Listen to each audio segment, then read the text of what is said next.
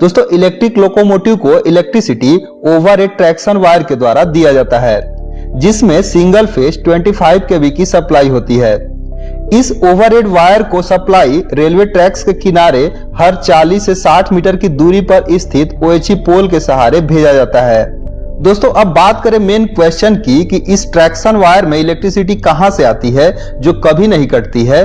तो इसके लिए रेलवे राज्य सरकार के इलेक्ट्रिसिटी बोर्ड और ग्रिड से इलेक्ट्रिसिटी परचेस करती है। दोस्तों राज्य सरकार इलेक्ट्रिसिटी अपने यहां स्थापित पावर प्लांट से लेती है, जिसे ग्रिड की सहायता से रेलवे के ट्रैक्शन वायर तक पहुंचाती है। अब आपको बातें समझ में आ रही होगी कि इलेक्ट्रिसिटी की शुरुआत कहां से हो रही है। दोस्तों जितने भी पावर प्लांट होते हैं, चाहे वह थर्मल पावर हो या हाइड्रो पावर हो, वहां पर 24 आवर कंटिन्यू इलेक्ट्रिसिटी जनरेट की जाती है। दोस्तों इलेक्ट्रिसिटी कैसे जनरेट की जाती है वह एक अलग टॉपिक है। अगर आपको इसके बारे में डिटेल वीडियो चाहिए तो आप कमेंट बॉक्स में जरूर बताइएगा। दोस्तों पावर प्लांट से जो इलेक्ट्रिसिटी जनरेट की जाती है वह 22 केवी की होती है, जिसे स्टेप अप ट्रांसफार्मर के द्वारा 400 केवी में कन्वर्ट करके ग्रिड में पोस्ट की जाती है। दोस्तों यहां पर आपका एक सवाल हो सकता है कि प्लांट से 22 केवी की सप्लाई को डायरेक्ट ग्रिड में पोस्ट क्यों नहीं किया जाता, इसे 400 केवी में कन्वर्ट करने की जरूरत क्यों पड़ती है। तो इसका जवाब यह है कि जो प्लांट से 22 केवी की सप्लाई जनरेट होती है, उसका करंट इतना ज्यादा होता है कि उसे अगर पतले वायर में भेजा जाए तो वह हीट होकर गल जाएंगे। इसीलिए वोल्टेज को बढ़ा दिया जाता है, जिससे करंट कम हो जाते हैं और इसे पतले वायर में भी भेजा जा सकता है। दोस्तों ग्रिड गवर्नमेंट की एक ऐसी व्यवस्था होती है जिसके द्वारा पूरे भारत में इलेक्ट्रिसिटी पहुंचाई जाती है।